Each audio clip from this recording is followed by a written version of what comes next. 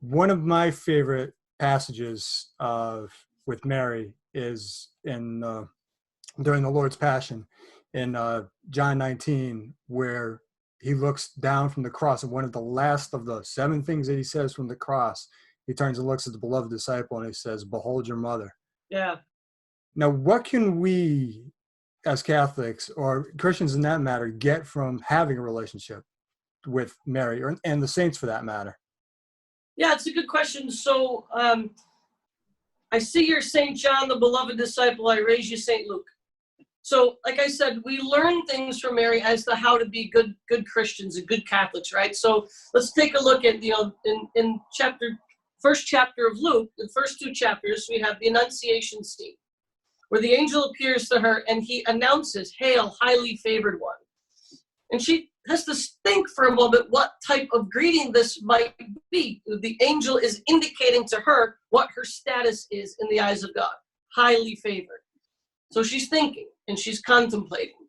The angel announces to her that she's going to bear the Son of God. And in that moment, probably not knowing what to expect, probably not knowing what this child's going to be, she says yes. We move on to the circumcision. Right now we call it the presentation of the Lord, the circumcision, where Mary and Joseph bring the child to the temple and they meet the old man Simeon. There's an indication there of a passage from the Old Testament to the New, right? The transition, if you will, from the prophets of old to the era of the Messiah. Simeon says something to her. And this child is destined for the rise and fall of many in Israel, and you yourself a sword shall pierce. Again, what could this possibly mean? There's a bit of uncertainty, right, that has to be going through her mind. Absolutely. And then in the second chapter of Luke, right, we go into the scene where he's at the temple and they have to go looking for him. And they finally find him and he says, "Did you not know that I had to be in my Father's house?" And Luke says something very interesting.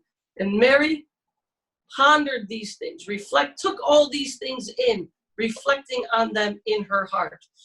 That's the most we get really in the New Testament with Mary and about her in her life.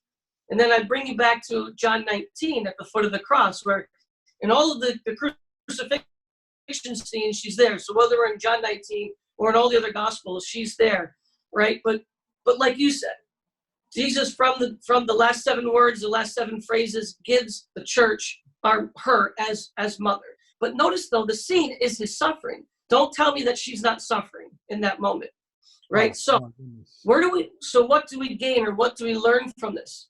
We learn how to be obedient to the will of God, how to trust in the midst of uncertainty, how to contemplate and ponder the life of Jesus, right? And how to suffer with him and to suffer for him.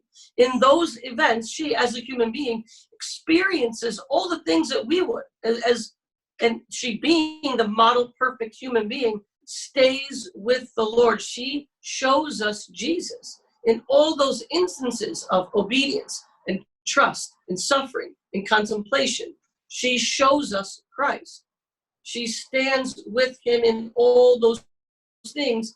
And so she shows us how to do those things as well as faith-filled Catholics. Does that make sense? Oh, yes, absolutely. The other part that I always like to point out too, when I used to be youth minister, I used to point out the last word she says in scriptures.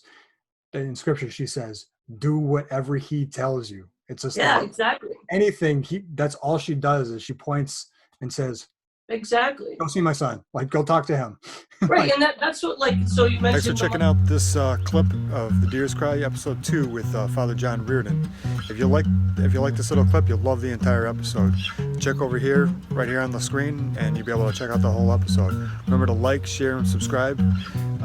Thanks for joining us. If you got any other questions you'd like me to ask in further episodes of Father Knows Best, hit me up in the comment section down below, and we'll try our best.